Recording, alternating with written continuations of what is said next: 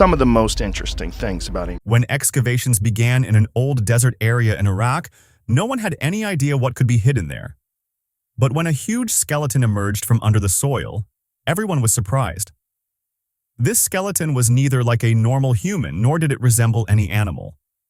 When scientists tested its DNA, the results were surprising. Such a gene pattern had never been seen before. Some people believe that it may be related to an ancient civilization, such as the civilization of Sumeria, about which there are still many mysteries. Now the question is, was what we thought of as a story till now actually history? This discovery has revived many old questions. If you want to know more about such interesting discoveries, then subscribe to our channel now and press the bell icon so that you do not miss any new information. The discovery. About 25 years ago, when the war in Iraq had calmed down a little, some foreign scientists reached an old desert area there in the name of research. The team was from Germany, and its leader's name was York Fassbender. In the beginning, no one was given much information about what they were looking for there. But after a few weeks of digging, what was found surprised everyone. A closed stone chamber was found under the ground, which was covered for thousands of years. When it was opened, a very huge skeleton was found inside, more than 12 feet tall, thick bones, and the shape of the skull was completely different from that of humans. Investigation revealed that this grave could be more than 3,000 years old. But the most surprising thing was that the skeleton was in very good condition, as if it was buried very thoughtfully and with respect or fear. This discovery brought many old questions to the fore again. Has something been missed in our history books? When the skeleton was found, it was quietly sent to a private lab for DNA testing, but nothing came of it. No press conferences, no research reports, and no mention in any scientific journal. Everything seemed to have stopped suddenly. Slowly, rumors began to spread. Some suggested that he was perhaps a very ancient king, perhaps the same Gilgamesh whose stories are associated with the Mesopotamian civilization. Others claimed that something was found in his DNA that did not match any known human gene. The question still remains. Why was such a great discovery quietly buried? What was actually found there? And most importantly, who was he? Today, the identity of this skeleton remains a mystery. But the three names that are most discussed are Gilgamesh, Nephilim, and Anunnaki.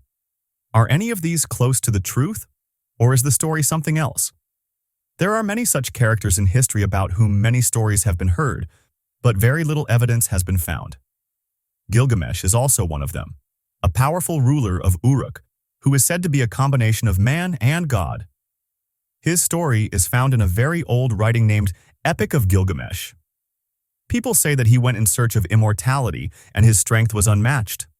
On the other hand, in the old part of the Bible, there is a mention of mysterious creatures named Nephilim, very tall warriors who are believed to be the offspring of humans and some divine power. Some believe that they were wiped out in some ancient cataclysm, and their name got buried in the dust of time. Then comes another mysterious story of Sumer civilization, Anunnaki. These were considered to be the ancient gods who came to teach civilization to humans. Some believe that they changed human life. Some also say that they were not like humans. Perhaps they came from somewhere else. Now, the tomb in Iraq has some things in it that seem to link these three names: a giant king, a special burial, and a DNA that has never been seen before. The question is, was Gilgamesh a Nephilim? And were the Nephilim in fact the descendants of the Anunnaki? Maybe these three are not separate stories, but parts of the same truth. The ancient giants. Global evidence uncovered. Whenever a very large bone or a skeleton of unusual size emerges from the ground, people get shocked. But this is not just limited to Iraq or the Middle East.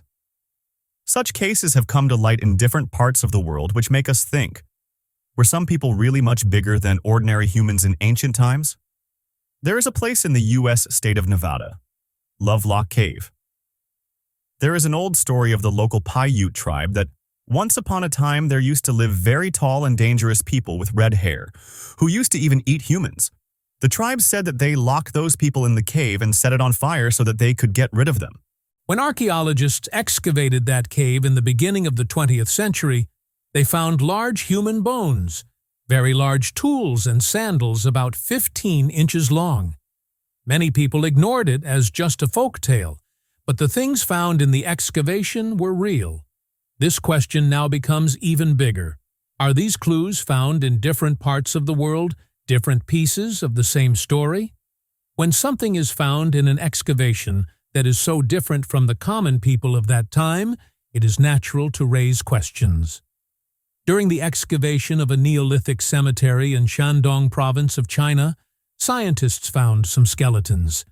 These people were very tall for the time. Some were up to 6 feet 2 inches tall, while most people of that time were less than 5 feet tall. Historians believe that these people may have been from a special class of people who had a better food and lifestyle.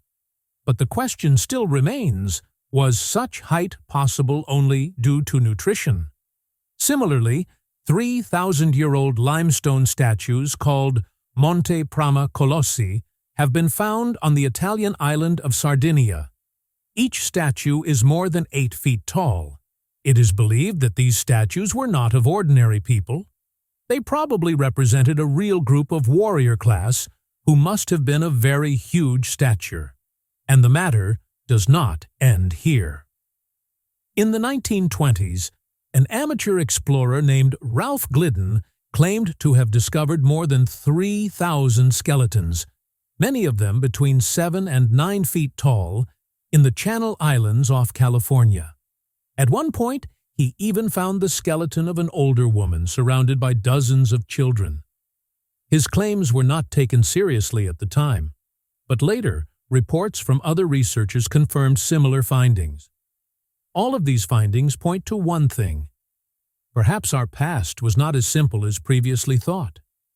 When similar stories are found again and again in different parts of the world, then they cannot be considered mere coincidence. From Peru to Egypt, from Greece to Mexico, in the stories of ancient civilizations, there is mention of tall and big humans again and again. In some places they are described as helpful, in some as destructive. In some places it is said that they ruled this earth before humans. In some places it is written that they lived with humans and got big constructions done, while some stories say that destruction happened because of them. If all these things are taken together, then these do not seem to be different folk tales, but a hidden history, which is now slowly coming out of the ground. And this brings us back to that Iraqi tomb. If the existence of a giant king has been proved, then was he the only one? Or are there more such mysteries still buried under the ground? The fall of the giants. History often tells of the sudden end of powerful civilizations or creatures. There were some giant creatures in ancient times, which are said to have roamed the earth, but suddenly they disappeared. Many old documents and books mention great disasters behind their disappearance, such as floods, wars, and epidemics. In the Bible stories, the Great Flood is described as a decision by God to cleanse the earth. This included creatures with divine and human descendants, such as the Nephilim. Only Noah, his family, and a select few animals survived this disaster. The question arises, was this divine punishment or a planned end to those creatures?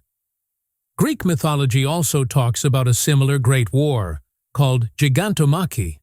In this, there was a dangerous confrontation between the gods of Olympus and the giant warriors called Gigantes. The leader of the gods, Zeus, defeated these giants with the power of lightning. Those who survived were either banished to the netherworld or exterminated. The stories reveal that these giant creatures once ruled the earth, but some great catastrophe forced them into the history books. Wars are often not the only reasons behind major catastrophes in history. Sometimes diseases and epidemics also bring great destruction. Huge creatures, who were unique in their biological structure, were probably also vulnerable to disease. They may not have been able to recover as quickly as humans, so a wave of disease could wipe out an entire tribe. Some people say that natural disasters also played a role in their defeat. Earthquakes, volcanic eruptions, or meteorites falling, such dangerous accidents completely destroyed their settlements and empires. As the stories of Atlantis tell, their world also drowned in these disasters. Another theory is that perhaps these giants mixed with humans. Their size kept getting smaller over the generations, and today only a few traces of them remain in our DNA. Whatever the truth is, whether it was divine punishment, natural disasters, or their influence gradually diminishing, the giant creatures disappeared from this earth. But the question is, are they really extinct? Or are they still present, hidden somewhere? DNA reveal. When a big archaeological discovery is made, the most important thing is its DNA test. A huge skeleton was taken out from an old sealed tomb in Iraq. Scientists started the investigation by extracting DNA from this skeleton in the same way as every researcher does. But the results that came out shook all hopes. Some strange changes were found in the DNA that did not match the DNA of any human being. Nor did it match the DNA of animals. This meant that this creature was not completely human, and perhaps was not completely of this earth either. From here, various speculations and rumors started spreading. Is this the proof of an alien species? Are these the same Anunnaki, about whom some people believe that they were the aliens who created humans on Earth? Or were these the same Nephilim, who are talked about in ancient texts as the offspring of divine and human? Some people even started considering it as the missing link of some secret biotechnology hidden in the story of human evolution. But as the excitement grew, everything suddenly cooled down. The scientists remained silent. No data of that DNA was made public. The skeleton was also taken to a private lab, from where it was kept away from the eyes of the common people. Was this all an attempt to hide something? If this was really proof of alien or divine intervention, will we ever know? Till now, the truth is also buried, and the questions are increasing. Myth or reality? Final thoughts on the giant legacy. There are many things in ancient civilizations that we often dismiss as mere stories. But were they just stories? Or were they just memories of our past? In different parts of the world, from the deserts of Mesopotamia to the temples of China, from the books of the Bible to the stone statues of Sardinia, there are many cultures whose stories tell of great giants and powerful beings who once lived among us. Could all this be wrong? The Bible mentions the Nephilim, the Anunnaki, are found on Sumerian clay, and the ancient rulers were considered half-gods. Today, such cemeteries, skeletons, and DNA are being found under the surface of the earth, which suggests that these giants may not be just a figment of imagination, but a reality. Did Gilgamesh really exist, and was his story not a figment of imagination but an incomplete memory? Were the Anunnaki really gods or creatures from somewhere else? Did the Nephilim perish in an apocalyptic flood, or do they still exist within us? Perhaps our past is not lost, but simply buried and waiting. As old genes are sequenced and old bones are unearthed, one question lingers. Are we at the beginning of history or just a new chapter?